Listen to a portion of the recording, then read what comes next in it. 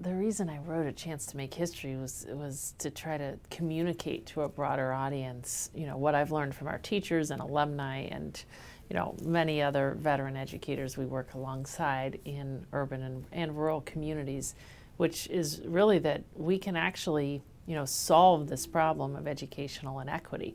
What I've seen in classrooms and now in growing numbers of whole schools is that when we meet kids who do face the extra challenges of poverty with high expectations for what they have the potential to do and extra supports, that they in fact excel on an absolute scale. And I think realizing that, to me, that's what creates a moral imperative to all of us. Like, this is a massive problem. Like, in our country, a country that aspires to be, a land of opportunity, still where kids are born really determines their educational prospects.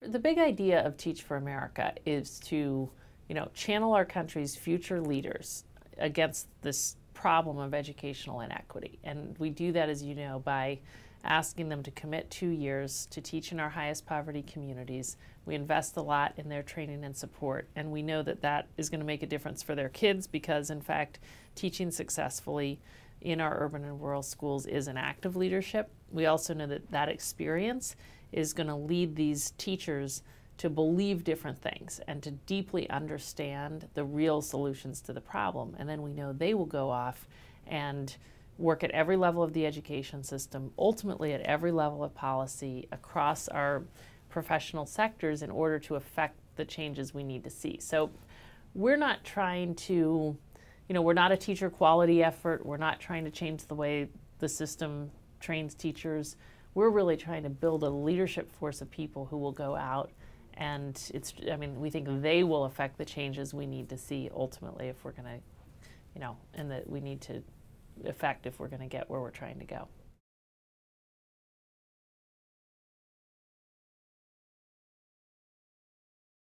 Well, Teach for America places in vacancies. So, the fact that there is less teacher hiring going on means that, yes, it absolutely influences Teach for America. And in some sites, we're reducing the number of teachers we place. In other sites, we're growing just because some states and some districts aren't under the same financial pressures that others are. But, irrespective of the fiscal situation, we have many, many kids in our schools. We're spending, nonetheless, billions of dollars on our schools, and we think it's important to stay the course on the effort to, ensure educational opportunity for all and affect, changes that will ultimately give more of our kids the chance to fulfill their true potential.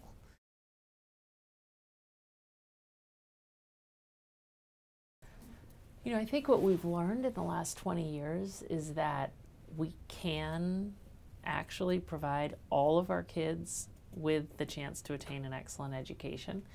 The question is simply whether we will, whether enough people will step up and say, okay, we're going to focus as much energy and discipline and know-how as we channel against other big problems against this one. If we decide to do that, we can, accomplish something unprecedented in the history of our country and in the history of the world, which is to say we're going to truly ensure that all of our kids really do have the chance at, the American dream.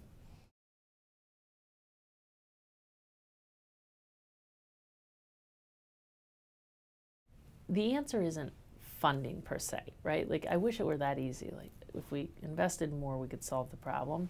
It's really not. Like, we need to do a lot differently than we're doing it right now. And so, it's challenging to have a fiscal crisis, but nonetheless, we can do so much more with the resources that we do have. These schools that are so high performing in many states are not spending as much money as the public traditional system next to it. So it's completely possible to do this and to at least start on that way. And I think as we produce more and more results, we'll convince people that we need to spend more resources because they'll see that the money we do spend is actually working for us.